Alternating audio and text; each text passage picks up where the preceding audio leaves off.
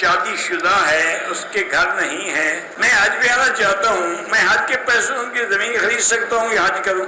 میرا بھائی اگر آپ پہ حج فرض ہے تو پہلے حج کرو، اگر آپ کے پاس پیسہ ہے، آنے جانے کا خرچہ ہے، پہلے حج کرو، بہنوں کے مکان بن جائیں گے، ساری دنیا کے جتنی آپ کے ملک میں رہتے سب کے پاس مکان ہے، یہ تو کوئی نصیب والوں کے پاس ہے۔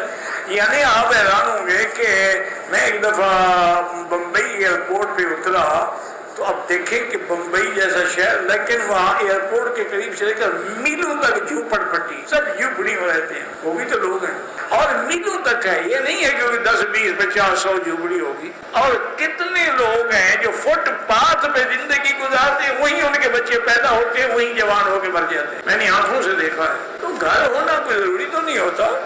ایک لڑکے اور لڑکی نے نکاح سے پہلے زنا کیا تھا تو گناہگار، بالکل گناہگار ہے، بعد میں نکاح کرو تو بعد میں کیا نا، پہلا گناہ تو ان کے سر ہے نا، اس سے دونوں توبہ کریں، اللہ تبارک و تعالیٰ غفور ہے، معاف کرنے والے ہیں، اللہ معاف کر دے۔ میری شادی کو 5 سال ہو گئے ہیں، میرے خامن جو ہیں وہ باہر کسی ملک میں ہیں، میں اپنی ماں کے گھر میں رہتی ہوں، کیا میں اپنے سسرال جا سکتی ہیں؟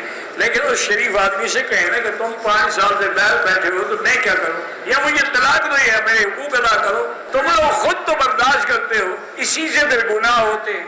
اور ہر گھر کے اندر جب موبائل آ گیا ہے، ماشاءاللہ یہ شیطان کا بھی استاد ہے، اس کے اندر ہر وہ بلا ہے جو بندے کو برباد کر دے گی۔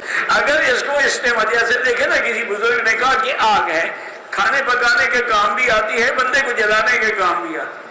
اس سے اگر آپ قرآن سیکھیں، دین سیکھیں، علماء کے درس سنیں تو آپ کی ہدایت ملے گی، ورنہ پھر وہی اپنا سیکسی فلمیں دیکھا کریں، انشاءاللہ جلدی برباد ہو جائیں گے۔ قرض لیا تھا، زیادہ میں نے ادا کر دیا، کچھ باقی، استغفار زیادہ پڑھو، استغفر اللہ الذی لا الہ الا هو الحی القیوم واتوب الیہ، 1000 دفعہ اگر روز پڑھتے رہو، انشاءاللہ 1 مہینے میں اگر کروڑوں کا بھی قرضہ ہوگا تو اڑ جائے۔ کہتے جی آپ کہاں پیدا ہوئے تھے، کیا کرو گے بھائی؟ ویسے میں مکے میں پیدا ہوا۔ عجیب آدمی، یہ ذاتی معاملات، ایک اصولی بات یاد رکھو کہ ذاتی مسائل کے بارے میں خود مل کے پوچھ لو، اس کو لوگوں کے سامنے کیا ضرورت ہے؟ اب میں خامخواہ بزرگ بنوں گا نا کہ میں مکے میں پیدا ہوا، حالانکہ مکے میں تو ابو جہل بھی پیدا ہوا۔ دعا کرو اللہ قبول کر لے اور اللہ ایمان پہ رکھے۔